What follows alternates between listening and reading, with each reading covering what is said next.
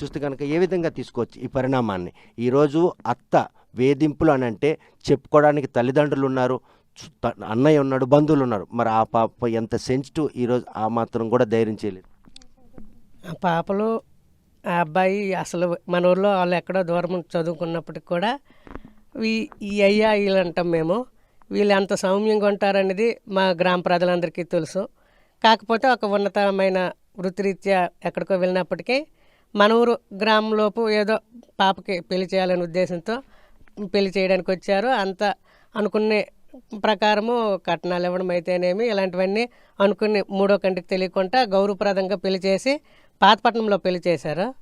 నేను ఈ ఊరు సర్పంచ్గా కాబట్టి మేము పెళ్ళిళ్ళలో జనరల్గా అంతకుముందు జరిగినవన్నీ తెలియకపోయినప్పటికి కూడా పెళ్ళి పెద్దగా అందరం ఉండి కలిసి పెళ్లి చేయడం ఇదంతా జరిగింది. కాకపోతే పెళ్ళి అయిన తర్వాత ఈ రోజుల్లో ఎక్కడ చూస్తున్నా ఈ వరకట్నాల వేధింపులు, అత్తలు, ఆడపడుచులు ఇలాంటివన్నీ ఉంటాయి అనుకుని అంటుంటారు. ఇవి ఎప్పుడు ఈ రోజుల్లో పేపర్లు, టీవీలు చూస్తుంటే ఇన్ని అవుతున్నప్పటికి కూడా ఇంకా ఎవరు శైలిలో వ్యవహార శైలిలో మార్పు రావట్లేదు. కాకపోతే ఇలాంటివన్నిటికి కూడా ఈ చట్టాలు కూడా అంతే కఠినంగా వ్యవహరించి ఎవరైతే తప్పు చేశారని నిర్ధారణ జరిగితే మాత్రం వాళ్ళకి సరైన శిక్షలు పడాలితే రాబోయే రోజుల్లో కొంతవరకు జరగకుండా ఇలాంటివి అవుతాయి అనేది మనం ఒక చిన్న ఆశ మీద ఎదురు చూస్తుంటాం. చూస్తే ప్రస్తుతం మాత్రం శిరీష విషయంలో భర్తతో అన్యోన్యంగా ఉన్నా కూడా అత్త మాత్రం అనునిత్యం ఆవిడని వేధిస్తున్నది అన్నది మాత్రం స్పష్టంగా సూసైడ్ నోట్లో రాసి ఉంది. అంటే అత్తల్లో మార్పు రాకపోవడం ఈరోజు కోడలు ఆత్మహత్య చేసుకోవడానికి, భార్యాభర్తల మధ్యన చిచ్చు పెట్టడానికి ఈ ఉదంతం ఒక తార్కాణం చెప్పుకోవచ్చు. మరి అంతే, మరి ఎందుకంటే అక్కడ క్లియర్గా ఆ నోట్లో అత్తే, తర్వాత భర్త మళ్ళీ ఐ మిస్ యూ బావా ప్రదీప్ అన్నంత వరకు అన్నదంటే.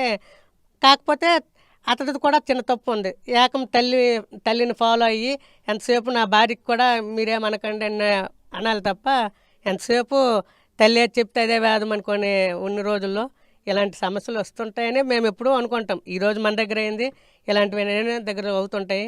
కాకపోతే చట్టాలు మాత్రం మార్పు రావాలి, అంతకంటే మరి మనం చెప్పడానికి ఇంకేం లేదు.